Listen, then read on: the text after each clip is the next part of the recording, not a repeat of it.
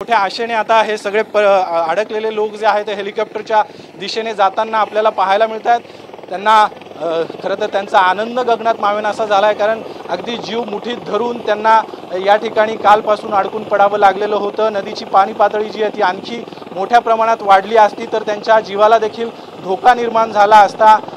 त्यामुळे अगदी जीव मुठीत धरून त्यांनी कशीबशी आपली रात्र काढलेली होती। आणि आता हे बघा, जे उरलेले पर्यटक होते अडकलेले ते सगळेच्या सगळे आता हेलिकॉप्टरमध्ये बसलेले आहेत आणि एक यशस्वी असं रेस्क्यू ऑपरेशन लष्कराच्या मदतीने मालेगावमध्ये या ठिकाणी पार पडताना आपल्याला पाहायला मिळते। आता हेलिकॉप्टर उरलेल्या सगळ्या अडकलेल्या लोकांना घेऊन पुन्हा एकदा नदीच्या दुसऱ्या काठाच्या दिशेने झेपावलेला आहे आणि या सगळ्या अडकलेल्या पर्यटकांची आता यशस्वी सुटका लष्कराच्या माध्यमातून लष्कराच्या मदतीने या ठिकाणी करण्यात आलेली आहे। त्यामुळे अडकलेल्या लोकांनी देखील सुटकेचा निश्वास टाकलेला आहे। खरं तर कालपासून प्रशासनाकडून या लोकांना रेस्क्यू करण्यासाठी प्रयत्न सुरू होते, मात्र नदीचा प्रवाह आणि हा सगळा भूभाग जो आहे तो खडकाळ असल्यामुळे त्या ठिकाणी NDRFच्या बोटी पोहोचू शकत नव्हत्या।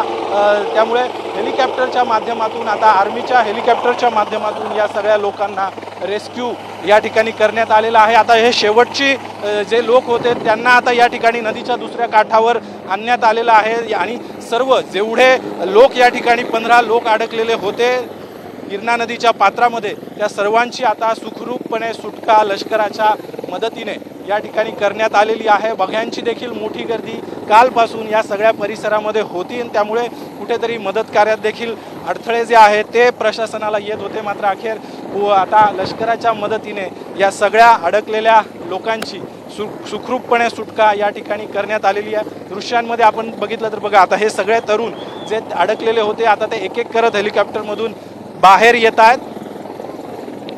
हे बघा, आता सगळ्या तरुणांची सगळ्या पर्यटकांची सुटका यशस्वीपणे करण्यात आलेली आहे लष्कराकडून आणि आता लष्कराचं हेलिकॉप्टर जे आहे ते पुन्हा आपल्या तळावर जाण्यासाठी निघालेला आहे आणि आता या ठिकाणी एकच जल्लोष जो आहे तो सगळ्या उपस्थितांकडून केला जातोय, कारण यशस्वीपणे सुटका या सगळ्या अडकलेल्या लोकांची करण्यात आलेली आहे। आता हेलिकॉप्टर जे आहे ते पुन्हा आपल्या तळाकडे निघालेला आहे, आर्मी बेसवर निघालेला आहे।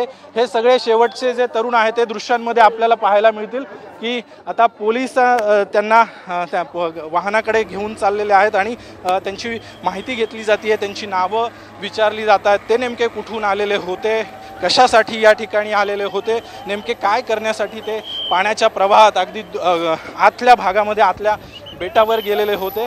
ती सगळी चौकशी आणि विचारपूस जी आहे ती पोलिसांकडून आता या सगळ्या सुखरूप सुटका केलेल्या लोकांकडून घेतली जाते। त्यांची नावं काय आहेत, ते धुळ्यामध्ये नेमके कुठे राहतात, या सगळ्या संदर्भातली माहिती पोलिसांकडून घेतली जाते आणि एक जल्लोष जो आहे तो आता NDRFच्या टीमकडून देखील या ठिकाणी करण्यात आलेला आहे, कारण सुखरूपपणे या सगळ्यांची सुटका जी आहे ती करण्यात आलेली आहे।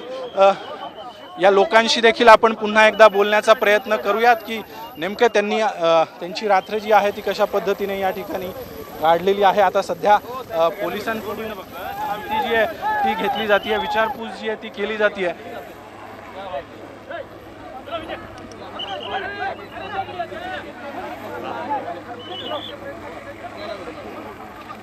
आपण पाहतोय या 15 जणांची आता सुखरूप सुटका करण्यात आलेली आहे। हेलिकॉप्टरच्या माध्यमातून त्यांचं रेस्क्यू करण्यात आलेलं आहे आणि हे सगळे पुरात अडकलेले जे मासेमारी करणारे मच्छीमार आहेत त्यांच्याशी आता संवाद साधला जातोय। ते नेमकं केव्हा अडकलेले होते आणि कशा प्रकारे त्यांनी हा थरार अनुभवला त्या संदर्भातलं ते कथन करतात। प्रयत्न करूया।